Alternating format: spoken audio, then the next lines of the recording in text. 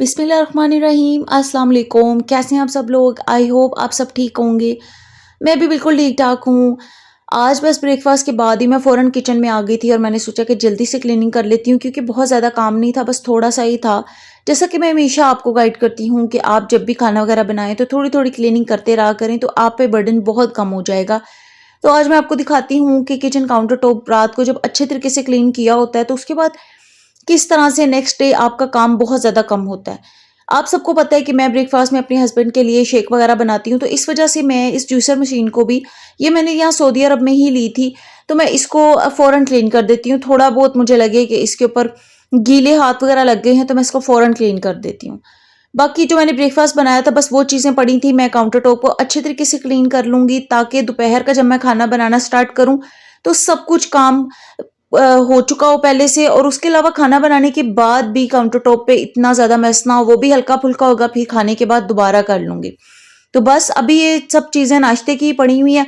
यहाँ पे ये एक्स्ट्रा जो चीज़ें नीचे हैं वो मैं रख दूँगी और धोने वाली चीज़ों को धो दूँगी। ये जो रोटी वाला बेलन है ना, इसको मैं सुबह वॉश करके फिर रोटी बनाती हूँ, इस वजह से इस पे खुश्क का आटा लगा हुआ था, तो मैंने सोचा अभी इसको दोबारा वॉश कर देती हूँ।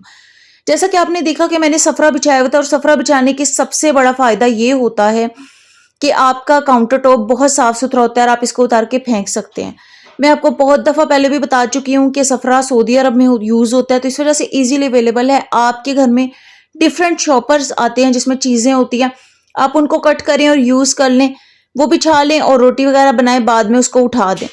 आप चाहें तो उसके ऊपर से जो खुश्क आटा वगैरह है वो साफ करके उसे दोबारा भी यूज़ कर सकते हैं। लेकिन आपके लिए बहुत ज़्यादा आसानी हो जाएगी, ना कि आपके काउंटर टॉप पे बहुत ज़्यादा खुश्क आटा गिरा हुआ है, चीज़ें गिरी हैं।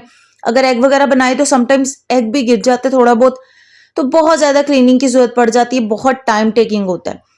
तो बस आज मैंने फ़ौरन से चीज़ें उठाई और सारा काउंटर टॉप क्लीन था, तो मैंने सोचा जो रोटी वाला एरिया है उस जिस पे मैंने सफ़रा बिछाया हुआ था, उसको मैं आज अच्छे तरीके से स्पंज से साफ कर देती हूँ लिक्विड लगा के। उसके बाद गीले अपने स्पंज से इस जगह को बहुत अच्छे तरीके से साफ कर दूँगी। कैंडल तो आपको पता है मैंने ऑन ही करनी होती है ताकि ये नमी वगैरह जो है ये खत्म हो जाए। कैंडल्स वगैरह ऑन करने से वैसे ही माहौल ना बड़ा अच्छा हो जाता है, क्लीन-क्लीन सा लगता है। तो बस ये थोड़ी-सी चीज़ें मैंने यहाँ पे रखी हुई हैं। आजकल मैंने पहले वुडन ट्रे भी रखी हुई थी, आजकल मैंने वो भी उठा दी है। मैंने सोचा चलो थोड़ी-सी सेटिंग चेंज हो जाएगी। और उसके अलावा आपने मेरे गोल्डन टी पॉट भी देखा हुआ है जिसको मैं हमेशा यहीं पे ही सेट कर देती हूँ। तो आज बस ये रात को मैंने स्टोव भी क्लीन किया हुआ था, इतना ज़्यादा मैस नहीं था, तो मैंने कहा इसको भी हल्का-सा ज़रूरत है सफाई की, फटाफट से झटपट से इसको भी क्लीन कर लेते हैं। क्योंकि इस पर ही खाना बनना होता है और अगर ये साफ ना हो मेरे से तो बिल्कुल भी नहीं काम किया जाता।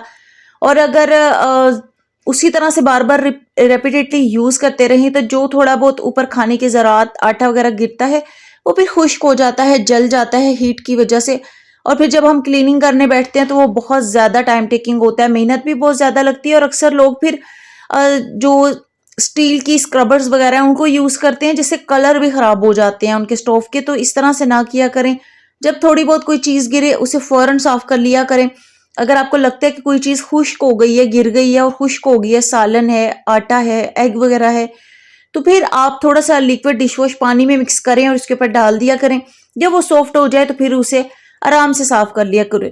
क्योंकि जो स्टील स्क्रबर हैं वो यूज़ करने से ना इन चीज़ों के स्टोव्स वगैरह के कलर बहुत ज़्यादा ख़राब हो जाते हैं।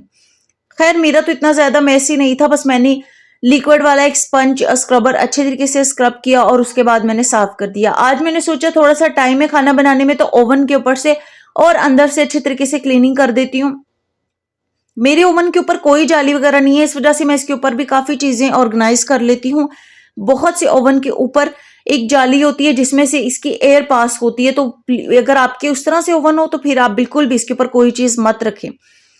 जिस साइड पे जाली हो उस साइड को बिल्कुल कवर ना करें, दूसरी साइड पे आप जो चाहे मर्जी रख सकते हैं।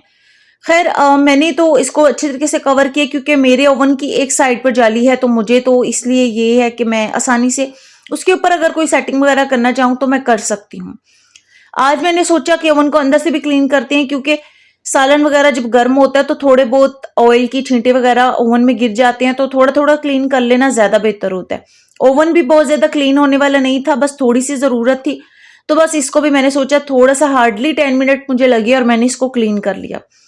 पहले मैंने ओवन को अच्छे तरीके से क्लीन कर दिया और फिर मैं इसको थोड़ी देर की थोड़ा सा इसका डोर ओपन रहने देती हूँ ताकि ये अंदर से अच्छे तरीके से ड्राई हो जाए और इसमें से कोई भी स्मेल वगैरह ना आए।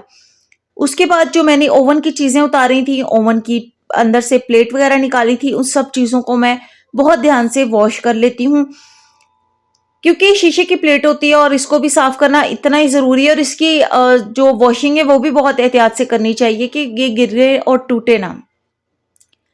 मैं इसको 8 से 10 दिन में एक दफा जरूर वॉश करती हूँ, क्योंकि अगर इसके अंदर पड़े पड़े में इसको साफ करते रहे तो फिर ये इतना अच्छा इसकी शाइनिंग वगैरह नहीं रहती है। तो इसको वॉश कर लें एहतियात से, फौरन खुश्क करके लगा दें तो फिर बिल्कुल भी कोई मसला नहीं होता। ओवन के ऊपर ये मैंने एक शीट भी यूज की हुई है, जिससे कि ओवन का सरफेस फिर जो है वो बिल्कुल नीट रहता है, उसकी शाइन वगैरह में कमी नहीं आती। तो आप भी कोई शीट वगैरह यूज कर सकते हैं ओवन के ऊपर, या कोई मैट वगैरह भी रख सकते हैं, अच्छा सा खूबसूरत सा जो कलर भी ब्रेक कर रहा हो। अगर आपका ओवन ब्लैक है या अगर व्हाइट है तो उसके ऊपर कलरफुल मैट्स वगैरह भी अच्छे लगते हैं। मैंने इसके ऊपर व्हाइट ट्रे रखी हुई है और उसमें ये नमकदानियां हैं जिसमें 3 किस्म की हैं, यानी कि 3 कलर्स की हैं। तो इसमें मैं sometimes pink salt, white salt और ब्लैक पेपर डाल देती हूँ। आजकल मैंने चाट मसाला डाला हुआ है, सॉल्ट है एंड ब्लैक पेपर है। तो बस मैं इनको वॉश करके रख दूंगी, खुश्क हो जाएंगे तो फिर मैं इनको असेंबल करूंगी। अभी ये सब खुश्क हो गए थे, बस इनको मैं अब एक दफा एक टॉवल, किचन टॉवल या आप टिश्यू भी यूज कर सकते हैं, उसके साथ इसको अच्छे तरीके से खुश्क कर लूंगी ताकि कोई नमी वगैरह ना रहे और जो मैं चीजें इसमें फिल करूंगी वो बिल्कुल भी खराब ना हो। जब ये छोटी छोटी चीजों की हम क्लीनिंग करते रहते हैं तो हम पे बर्डन नहीं होता, लेकिन हमारी क्लीनिंग हमेशा रहती है। आज मुझे किचन के साथ साथ क्लीनिंग करने के फायदा हुआ कि मुझे आज इतना टाइम मिल गया कि मैंने ओवन की अच्छे तरीके से क्लीनिंग कर ली। अब मेरा ओवन 8-10 दिन तक क्लीन करने की उससे बिल्कुल भी जरूरत नहीं होगी। हाँ, अंदर अगर थोड़ा बहुत मुझे कभी ऑयल वगैरह लगेगा तो मैं साथ साथ उसे स्पंज से साफ कर सकती हूँ, और अगर मेरा वॉश करने का दिल चाहेगा तो सिर्फ ओवन की प्लेट को मैं वॉश भी कर सकती हूँ। खैर, अभी मैं नमक और काली मिर्चें वगैरह और जो चाट मसाला है वो फिल करूंगी और इनके कैप क्लोज करूंगी। नमकदानियां मैंने सऊदी अरब से ही ली थी, बहुत अच्छी हैं और बहुत ज्यादा प्रेजेंटेबल भी लगता है इसमें सब कुछ, तो मुझे अच्छी लगी थी, मैंने यहाँ से परचेज कर ली और मैं 5 रियाल से लेकर आई थी और मैं इन्हें यूज कर रही हूँ। मैंने बच्चों के पहुंच से थोड़ा सा दूर रखा हुआ है, मतलब मैंने ओवन पे ही इन्हें सेट किया हुआ है। ये जो छोटी सी ट्रे है जिसमें मैंने ये रखी है, ये इसी की पैकेजिंग में ही आई थी, तो बस मैंने कहा इसी में ही सही है, इसमें जरा फिट हो जाती है, गिरने का डर नहीं होता। साथ मैंने टिश्यू पेपर रख दिया है, एक छोटा वास रख दिया है। बस जी, मेरे तो ओवन की सेटिंग हो गई है। अब बारी आती है ओवन की प्लेट, जो मैंने धो के रखी हुई थी वो भी खुश्क हो गई है, इसको भी असेंबल कर देते हैं ताकि ये एहतियात से लग जाए और बच्चों का हाथ ना पहुंचे। आई होप आपको वीडियो अच्छी लगी तो लाइक जरूर करना। अल्लाह हाफिज।